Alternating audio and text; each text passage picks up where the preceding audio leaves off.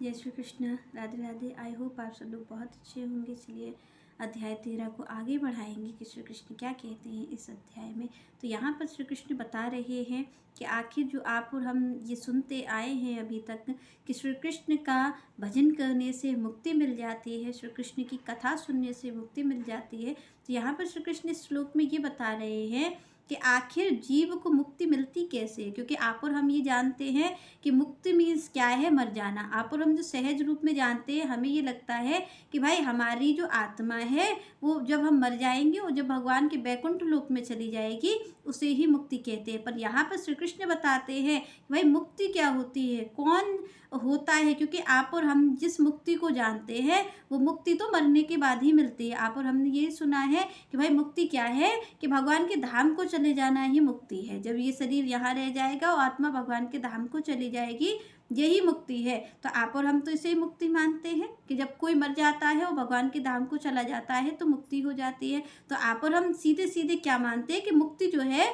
वो मरने के बाद मिलती है। पर यहाँ पर श्री कृष्ण बता रहे हैं कि भाई कोई मरने के बाद मुक्त हो या ना हो, पर जीवन मुक्त कैसे हो सकता है, वो जीते जी किस तरीके से मुक्त हो सकता है।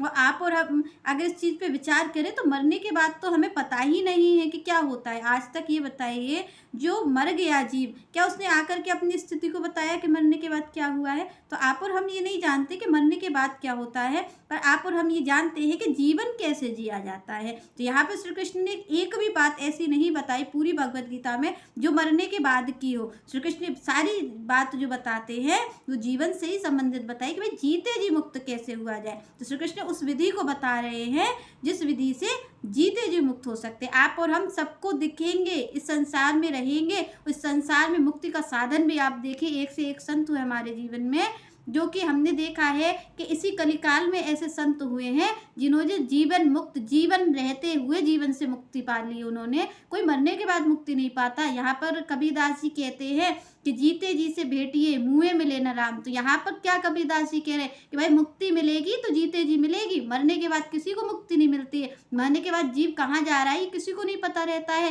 तो जीते जी से भेटिए मुँहे मिले न राम। तो यहाँ पर कबीरदास जी कहते हैं मिलने है, अगर सच में राम से मिलने की इच्छा है तो जीते जी मिलो, मरने के बाद राम किसी को नहीं मिल जाते, किसी को नहीं मिल सकते हैं। तो यहाँ पर श्री कृष्ण यहाँ पर इसी चीज़ को बता रहे हैं कि मुक्ति कैसी होती है। तो यहाँ पर इसीलिए यहाँ पर श्री कृष्ण बताते हैं कि किस तरीके से जीवन मुक्त हुआ जाए। तो यहाँ पर श्री कृष्ण कहते हैं या एम वेत्ति पुरुषम प्रकृति चा गुणेव सह सर्वथा वर्तमानो अपि न स भूयो अभिजायते।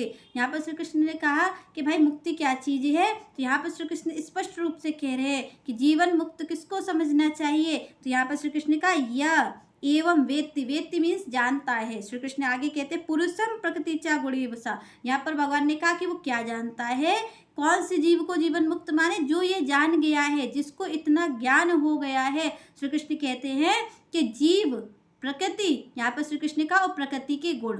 यहाँ पर श्री कृष्ण कहते हैं जो इन तीनों को जान गया है ना वही जीवन मुक्त है। श्री कृष्ण ने कहा भाई उसको ही कहना चाहिए मुक्त। मुक्त वो नहीं है कि आप और हम मरने के बाद भगवान की धाम की प्राप्ति करेंगे, हमने कोई कथा सुन ली और चाहे हमने उसका चिंतन किया नहीं किया और हम मुक्त हो जाएंगे। या आपको और हमें लगता है कि भाई किसी ने हमारे सिर पे हाथ रख दिया और कह दिया भाई आप मुक्त हो जाओगे तो आप मुक्त हो जाओगे, पर ऐसे मुक्त नहीं हो सकते। श्री कृष्ण ने विधि बताई कि भाई कैसे मुक्त होंगे। श्री कृष्ण ने कहा जब कोई ये जानता है कि जीव क्या है, जीव मतलब अपनी पहचान होना, आत्मा क्या है। यहाँ पर श्री कृष्ण का, और दूसरी ओर प्रकृति क्या है, और तीसरी बात प्रकृति के गुण। ये श्री कृष्ण कहते हैं जब इन तीनों चीज़ों को कोई समझ लेता है कि जीव क्या है, आत्मा क्या है, और आत्मा के साथ साथ ये प्रकृति की व्यवस्था है और प्रकृति के ही गुणों से सारा कार्य हो रहा है। क्योंकि आप और हम जो स्थित है, आप और हम जो अच्छे कार्य कर रहे हैं वो किसके द्वारा कर रहे हैं। तो आप और हम हमेशा यही कार्य करते हैं कि हम किसी के शरीर को ब्लेम देते रहते हैं। हम ये कहते हैं भाई इसने किया, इसने किया।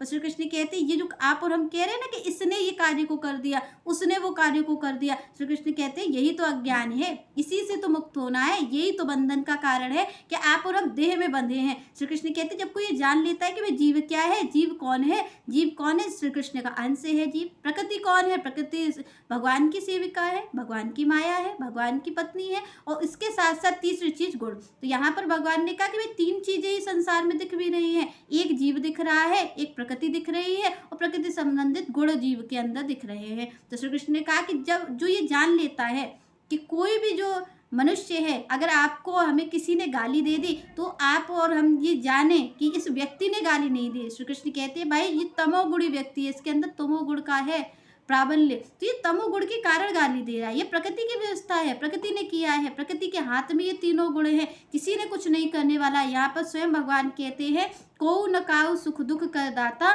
निज कृत कर्म भोग सब रहता, कि